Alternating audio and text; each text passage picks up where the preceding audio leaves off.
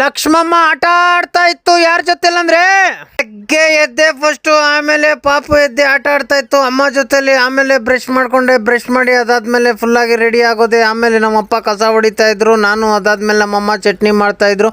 ನಾನು ಚಟ್ನಿದು ವಿಡಿಯೋ ಮಾಡ್ಕೊಂಡೆ. ಅದಾದ್ಮೇಲೆ ಅಲ್ಲಿಂದ ಡ್ಯೂಟಿ ಆನ್ ಮಾಡಿ ಫಸ್ಟ್ ಡ್ಯೂಟಿ ಡ್ರಾಪ್ ಮಾಡಿದೆ. ಆಮೇಲೆ ಹೊಟ್ಟೆ ಹಸಿತತ್ತ ನಾಷ್ಟ ಮಾಡ್ಕೊಂಡೆ. ಆಮೇಲೆ ಡ್ಯೂಟಿ ಮಾಡಿದೆ, ಮತ್ತೆ ಫುಲ್ ಟೈಮ್ ಗ್ಯಾಸ್ ಹಾಕ್ಸ್ಕೊಂಡೆ.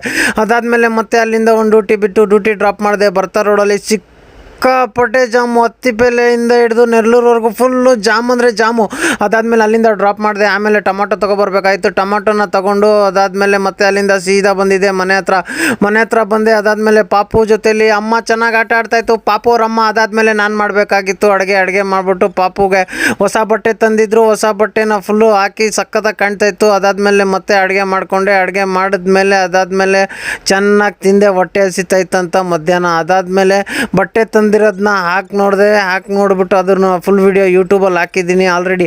ಅದಾದಮೇಲೆ ಅಪ್ಪ ಜೊತೆಲಿ ಪಾಪು ಸಕ್ಕದಾಗಿ ಆಟ ಆಡ್ತಾಯಿತ್ತು. ಅದಾದಮೇಲೆ ಮತ್ತೆ ಸಾಯಂಕಾಲ ನೈಟ್ ಆಯಿತು. ಅದಾದಮೇಲೆ ಮತ್ತೆ ತಿನ್ನಬೇಕಾಗಿತ್ತು ಊಟ. ಅಡುಗೆ ಮಾಡಿದೆ ಚೆನ್ನಾಗಿ. ಏನು ಅಂತಂದರೆ ಅಡುಗೆ ಇವತ್ತು ಮಾಡಬೇಕಾಗಿದ್ರು ಮೊಸರು ಬಜ್ಜಿ ಅಷ್ಟೇ. ಇವತ್ತು ನಾವು ವ್ಲಾಗ್ ಮುಗಿತು. ಮತ್ತೆ ಚಿಕನ ನಾಳೆ.